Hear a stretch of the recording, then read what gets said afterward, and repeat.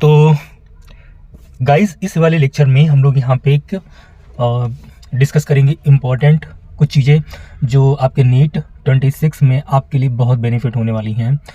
Physics के paper को लेके एक मतलब एक कहीं ना कहीं एक कन्फ्यूज़न रहता है, कहीं ना कहीं ये चीज़ रहती है कि हमने इतना प्रिपेयर कर लिया बट वहाँ पे आउटपुट नहीं आ पा रहा है। ठीक है, और शॉकिंग भी रहा। आपने देखा होगा 25 का जो पेपर रहा इस बार फिजिक्स का बेसिकली, तो बहुत ही शॉकिंग रहा। क्वेश्चंस ऐसे थे जो एक बार में आपको पढ़ने से, देखो क्वेश्चन की बात यहाँ पे नहीं है, आप 27-28 क्वेश्चन वहाँ पे अगर जो आराम से रिलैक्स माइंड होके, मतलब कोई प्रेशर ना हो माइंड पे, तो आप कर सकते हो, बना सकते हो। बट होता क्या गाइस है कि आपने जैसे बायो किया, बायो में आपने देखा कि बहुत ही लेंदी क्वेश्चन थे, कम से कम 1 घंटा ले गया, हेक्टिक हो गया वहाँ पे। या अगर जो बायो के साथ में आपने केमिस्ट्री की तब भी आपको वहाँ पे बहुत ज़्यादा हेक्टिक सिचुएशन आपके लिए रही, तो आपने सोचा कि फिजिक्स का पेपर हो सकता है ईजी बना दिया हो, क्योंकि 2 सेक्शन बहुत ही डिफिकल्ट है, तो इसका मतलब फिजिक्स का पेपर बहुत ईजी होगा। लेकिन जैसे ही आप फिजिक्स में मूव ऑन किए तो फिजिक्स भी बहुत ही टफ थी। तो उस देखो वहाँ का आप अपना जो मेंटल लेवल है वो आप चेक करो। ठीक है, यहाँ पे कट ऑफ की बात ही यहाँ पे नहीं है, आप सिर्फ मेंटल लेवल थोड़ा चेक करो इस चीज़ को यहाँ पे कि मेंटल लेवल आपका क्या यहाँ पे है बेसिकली। ठीक है, तो इस चीज़ को आप देखो थोड़ा। तो होता यहाँ पे क्या है कि बेसिकली आप देखो चीज़ें ऐसे आप समझो कि जैसे से आपने बायो किया, देन आपने केमिस्ट्री किया, देन आपने फिजिक्स किया, तो फिजिक्स पे जैसे ही आपने मूव ऑन किया तो फिजिक्स में मूव ऑन करने के बाद में आपने देखा चीज़ें आपसे बहुत ज़्यादा मतलब हेक्टिक हो रही हैं वहाँ पे। मतलब आप बिलीव नहीं कर सकते हो कि लास्ट ईयर 24 में जिसके 640 नंबर आए थे, ठीक है 642 नंबर जिनके आए थे, वो इस बार 470-480 पे लाई कर रहे हैं। आप सोचो, क्योंकि उन्होंने एक टारगेट सेट किया था और माइंड ही है, ऑब्वियस सी बात है। ठीक है, नहीं काम करता वहाँ पे, बेसिकली चीज़ें आउट ऑफ कंट्रोल हो जाती हैं तो चीज़ें काम नहीं करती हैं। लेकिन गाइस यहाँ पे मैं आपको एक चीज़ जरूर बता दूंगा कि नीट 26 में आपका एक प्लान क्या होना चाहिए। कट ऑफ तो बहुत कम जाएगी, नो डाउट, एक्सपेक्ट नहीं कर पाओगे इतनी कम कट ऑफ जाएगी इस साल की। लेकिन नीट 26 अगर जो आपको लग रहा है कि नीट 25 मेरा क्रैक नहीं हो पा रहा है, आपको गवर्नमेंट मेडिकल कॉलेज की एक सीट नहीं मिल पा रही है और आप 26 के लिए आप रेडी अपने आप को कर रहे हो, तो आपको कैसे करना चाहिए, कौन कौन सा आपको रिसोर्स फॉलो करना चाहिए, या कौन कौन सी आपको बुक पढ़नी चाहिए, क्या करना चाहिए, शेड्यूल क्या होना चाहिए, सब कुछ मैं इसी वीडियो में आपसे शेयर करूंगा। बिकॉज मैं भी इस फेज से गुजरा हूँ, मुझे भी आइडिया इस चीज़ का है कि कैसे आपको टैकल करना है। फिजिक्स मेरा थोड़ा फेवरेट सब्जेक्ट रहा था, तो उसमें मैं आपको थोड़ा सा गाइड कर सकता हूँ। ठीक है, पूरा नहीं कह रहा हूँ, ठीक है, कि आप 45 में 45 मार दोगे इस बार। गाइस वैसा सिचुएशन बिल्कुल नहीं रहा। रीज़न इज़ दैट 2020 से लगा के आपका जो 2024 रहा है, ठीक है, ये टाइम पीरियड जो गाइस आपका रहा, इसमें फिजिक्स का उन्होंने जो पेपर है ना बहुत ईजी वे में इसको बनाया है। ठीक है, बहुत ही ईजी तरीके से उन्होंने चीज़ों को बताया है वहाँ पे। तो होता यहाँ पे ये है, ठीक है, क्वेश्चन पेपर भी आपने देखे होंगे कि कई लोगों ने 45 में 45 कर दिए। अब वो कंडीशन नहीं रही कि आप 45 में 45 कर लोगे या 42 भी कर लोगे, बहुत बड़ी चीज़ होगी अगर आप 42 टाइम कर रहे हो। वहाँ पे पेपर अनएक्सपेक्टेड था, बिल्कुल आप नहीं कह सकते हो कि इतना, हाँ इतना ज़रूर कर सकते हो कि 30-35, ठीक है, ये प्लान आप सेट कर सकते हो। ये प्लान बहुत ही बेस्ट प्लान है। 35 अगर जो आपने क्वेश्चन टच कर लिए नीट एग्जाम में तो गवर्नमेंट सीट आपको मिलनी है। रीज़न बायो और केमिस्ट्री पे आपने बहुत ध्यान दिया है, ये वाली टेंशन आपकी थोड़ी सी कम हो जाएगी। मतलब अगर जो आप इसमें 4 घंटे दे रहे हो या 3 घंटे दे रहे हो फिजिक्स के पेपर में, फिजिक्स के पेपर को तैयार करने के लिए, मतलब पूरे साल की बात कर रहा हूँ मैं। देखो अगर जो नहीं हो रहा है, आपको पता है कि मेरे इतने मार्क्स नहीं आ पा रहे हैं इस बार हैं, ठीक है, रिस्पेक्टिव योर कैटेगरी, तो आप बिल्कुल तैयारी करना है स्टार्ट कर दो। अगर जो आपको फ्यूचर में एमबीबीएस बनना है, एक डॉक्टर बनना है, तो आप तैयारी करना स्टार्ट कर दो इस चीज़ की।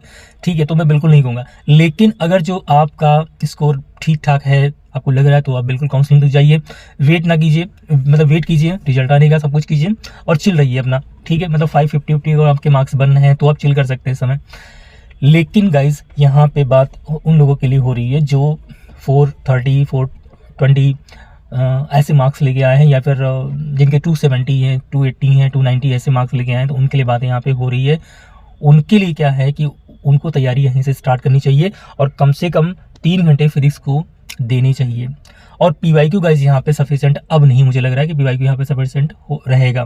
हाँ, पीवाईक्यू आपको इतना जरूर आइडिया देगा कि हाँ पेपर ऐसे से था, लेकिन आपने देखा कि ये जो टाइम पीरियड था 4 साल का, 5 साल का, 2020 से लगा के 24 तक, ये टाइम पीरियड में पेपर बहुत ईजी आया था। बट 25 में आपने देखा उछाल मार गया पेपर एकदम से।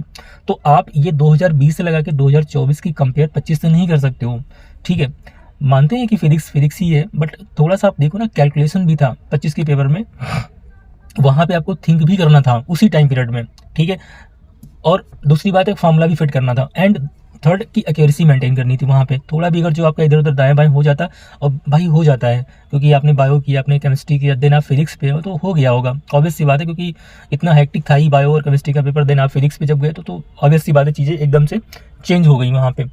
तो देखो मेन यहाँ पे जो मेरा कहने का मतलब यहाँ पे ये है कि आप तैयारी करो तो पहले तो आपका जो बेसिक जो बुक आपकी है एनसीईआरटी की, वो आपको बहुत अच्छे तरीके से थ्रूली रिवाइज होनी चाहिए। थ्रूली ना करो, कुछ चैप्टर को स्किप करने का मन, देखो मेरा जो जेन्युइन ओपिनियन है अपना मैं दे रहा हूँ।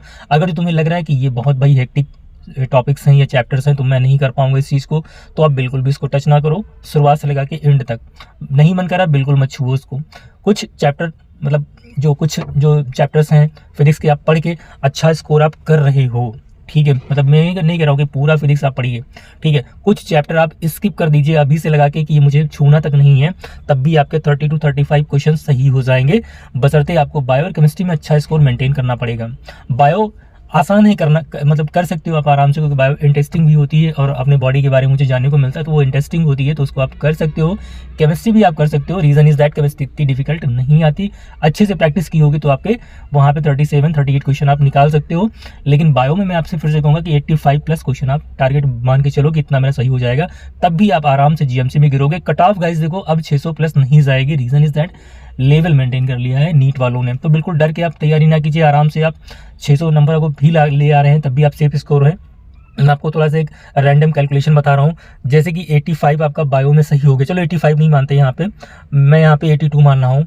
38 आपने मान लो केमिस्ट्री में कर लिया, चलो 38 भी नहीं मानते, 36 कर लिया, और 32 यहाँ पे आपने कर लिया। आप जोड़िए इसको, 2 2 4 6 10 का 0 1 बचा, 8 3 11 3 14 1 5, यानी 150 क्वेश्चन आपके, बहुत मिनिमम मैंने बताया, बहुत मिनिमम चीज़ बताई, तब आपके 150 क्वेश्चन सही हो रहे हैं वहाँ पे, मिनिमम कंडीशन की बता रहे हैं।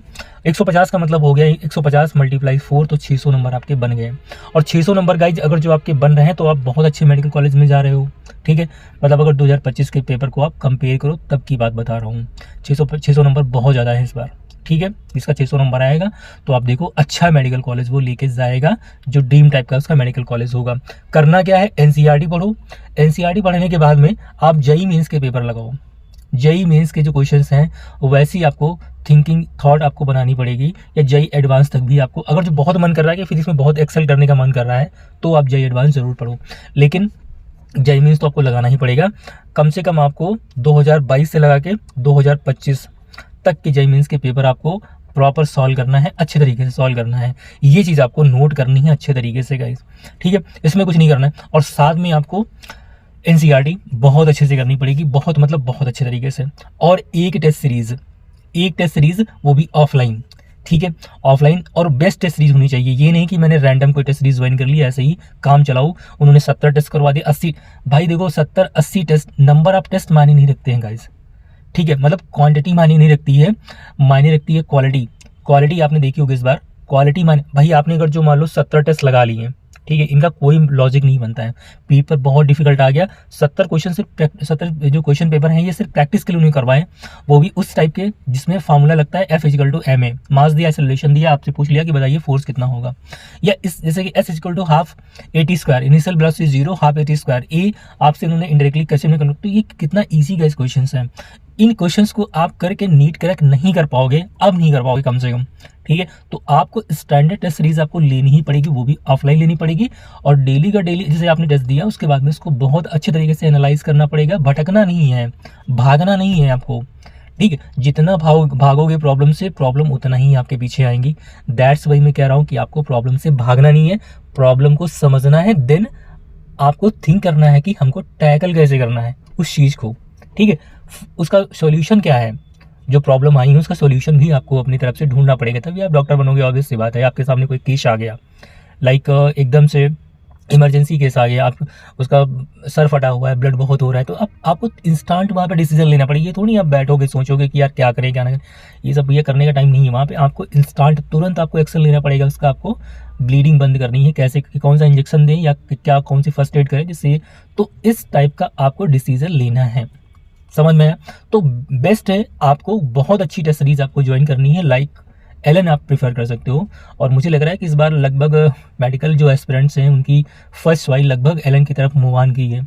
या आप देख लो अपने हिसाब से PW है, एलन है, ठीक है, देन आपका आकाश वगैरह है, लाइक इस टाइप की टेस्ट सीरीज वगैरह चल रही है जो थोड़ा सा मतलब आपके टच में है, जो ठीक है, मतलब ये मेडिकल के फील्ड में बहुत सालों से काम कर रहे हैं, ऐसी कोचिंग वगैरह। ये 3 जो कोचिंग है आप इस पर रिलाई कर सकते हो, इनका कंटेंट ठीक ठाक रहता है, ठीक है, और टच भी करता है, मतलब नीट जो चीज़ है उसको टच भी करता है।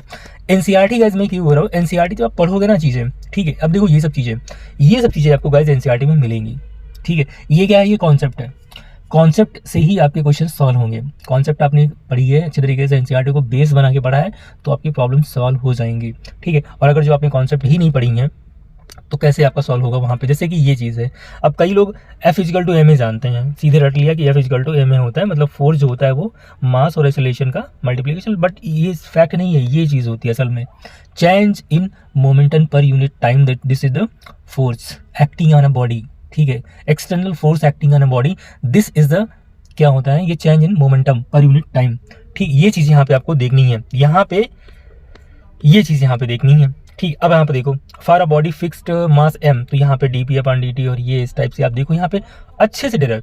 अब देखो यहाँ पे सिर्फ इसका देखो मीनिंग आपको तब समझ में आएगा जब आप इसके क्वेश्चन सॉल्व करोगे। मैं आपको थोड़ा सा आपको आइडिया देता हूँ, कोशिश करता हूँ कि मैं आपको कुछ चीज़ें समझा सकूँ यहाँ पे। लाइक देखो ये एक छोटा सा क्वेश्चन मैं आपको यहाँ पे दिखा रहा हूँ, ठीक है, छोटा सा क्वेश्चन है यहाँ पे। तो जैसे कि यहाँ पे देख सकते हैं हम लोग हैं, जैसे यहाँ पे ये क्वेश्चन दिया हुआ है, ठीक है, दिया है the motion of a particle of mass m is described by y equal to, अच्छा यहाँ पे दिया एक सेकेंड थोड़ा सा मैं आपको थोड़ा सा दिखा दूँ इस चीज़ को। ये दिया है यहाँ पे y equal to ut plus half GT², find force acting on the particle. अब देखो बहुत इजी क्वेश्चन है, बहुत ही इजी क्वेश्चन है। फोर्स आप जानते हो आराम से, F=ma होता है ना, फोर्स क्या होता है, F=ma होता है। अब ये डिस्प्लेसमेंट आपको दिया है, तो यहाँ से आप वेलोसिटी निकालने की कोशिश कीजिए। वेलोसिटी कैसे निकालते हैं हम लोग, इसको dy/dt करते हैं, मतलब जो डिस्प्लेसमेंट है उसका डिफरेंशिएट कर देंगे तो ये हमारा निकल आएगा। अब देखो ये जो बचेगा ये हमारा u बचेगा, क्योंकि t तो हमारा हट जाएगा, है ना, डिफरेंशिएशन में यही तो होता है, डिफरेंशिएशन तो आप लोगों ने पढ़ा होगा। तो यहाँ पे u बचेगा और यहाँ पे क्या होगा, ये 2 बाहर आ जाएगा, है ना, और जब 2 बाहर आएगा तो मतलब ये वाला 2 ये 2 कैंसिल हो जाएगा, मतलब सिंपल सा यहाँ पे gt बचेगा और पावर 1 माइनस हो जाएगी, 2 - 1, मतलब u प्लस gt सिर्फ बचा और ये हमारी वेलोसिटी आ गई। हमें चाहिए एक्सेलरेशन, तो हम क्या करेंगे, एक्सेलरेशन इसका निकालेंगे, और एक्सेलरेशन निकालेंगे तो हमें dv/dt करना पड़ेगा। मतलब सिंपल सा है, यहाँ पे हमारा हो जाएगा सिर्फ देखो ये हमारा 1 - 1 करोगे तो ये हमारा 0, इस 0 की पावर मतलब 1 हो जाएगा। भाई देखो किसी की पावर अगर 0 आ रही तो उसका मतलब क्या होता है, 1 होता है। तो u प्लस और यहाँ पे ये z सिर्फ बचेगा, इतना ही बचेगा हमारे यहाँ पे। ये बात समझ में आ रही नहीं आ रही है, क्लियर है, ये हट जाएगा हमारा, तो ये हमारा u प्लस z आ जाएगा हमारा वो फोर्स, ठीक है। तो देखो यहाँ पे अच्छा u कहाँ बचेगा, सॉरी u तो कांस्टेंट हो जाएगा, तो उसका कांस्टेंट का डिफरेंशिएशन क्या हो जाएगा, 0 हो जाएगा, सिर्फ हमारा क्या बचेगा, g बचेगा। समझते फिर से एक बार है, देखो डिस्प्लेसमेंट दिया है, वेलोसिटी निकालना है, तो वेलोसिटी हमारी कैसे निकलती है, हमारा ये बचेगा u और यहाँ पे ये t, जब 2 बाहर आएगा तो ये हमारा g और t बचेगा। सिंपल सा है। जब हमको एक्सेलरेशन निकालना पड़ेगा तो हमें dv/dt करना पड़ेगा, और ये चूंकि कांस्टेंट है, क्योंकि यहाँ पे t का कोई टर्म नहीं दिया है तो ये कांस्टेंट हो जाएगा, ठीक है, और किसी कांस्टेंट का डिफरेंशिएशन क्या हो जाता है, 0, तो ये हमारा 0, सिंपल सा। तो बचेगा हमारा सिंपल सा यहाँ पे z, क्योंकि यहाँ पे 1 - 1 कर देंगे तो किसी की पावर 0 मतलब 1 होता है, तो मतलब सिर्फ यहाँ हमारा एक्सेलरेशन हमारा जो निकल के आया वो कितना बचा, दैट इज g बचा। और जब फोर्स हम लोग निकालेंगे तो हमारा ये हो जाएगा mg। समझ में आया, क्लियर हुई बात, ये यहाँ से आप देख सकते हो इस चीज़ को, और ये आपका आंसर आ गया है। अब देखो ये क्वेश्चन बताने का मेरा पर्पज़ क्या था, आप ये पर्पज़ मेरे समझ गए। यहाँ पे फोर्स पूछा है तो फोर्स हमारा होता है m/a, सिंपल सा हमने इस फॉर्मूले से निकाल लिया। लेकिन यहाँ पे आ जाओ, एक क्वेश्चन मैं आपको दिखा रहा हूँ अभी, आप देखिए एनसीईआरटी में ही वो क्वेश्चन दिया है, एक्सरसाइज में दिया है वो एनसीईआरटी के, यहाँ पे आइए, और उसका एक नहीं उसकी कम से कम 2-3 वैरायटी उन्होंने दी है। कहाँ पे दिया है, कहाँ पे दिया है, अभी मैं दिखा रहा हूँ आपको क्वेश्चन, थोड़ा सा गाइस बस खाली वेट कीजिए।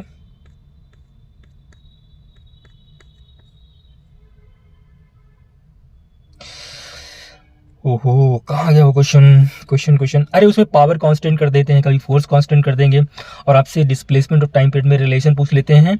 मैं वो क्वेश्चन आपको दिखाना इसलिए चाह रहा हूँ क्योंकि वो क्वेश्चन नीट में कई बार पूछा गया है। और अगर जो आपको dp/dt नहीं पता है फोर्स का एक्सप्रेशन, तो उस क्वेश्चन को आप नहीं कर सकते हो गाइज। ये मेरा बस खाली बताने का यहाँ पे पर्पस था। वो क्वेश्चन मुझे अगर जो मिल जाएगा तो मैं ज़रूर आपको दिखाऊंगा, बट वहाँ पे मुझे दिख नहीं रहा है। एक सेकेंड, चलो यहाँ पे आ जाओ। ये देखो 4.7, बहुत आराम से करते हैं, आराम से देखिए। A body of mass 5 kg, 5 kg की बॉडी है, acting upon by 2 perpendicular force 8 Newton है 6 न्यूटन। चलिए बनाते हैं इसको। ये बॉडी है, इसके ऊपर 2 फोर्सेस लगे हैं, यहाँ पे ये 8 न्यूटन का, देन यहाँ पे ये 6 न्यूटन का। ऑब्वियस है, ओके।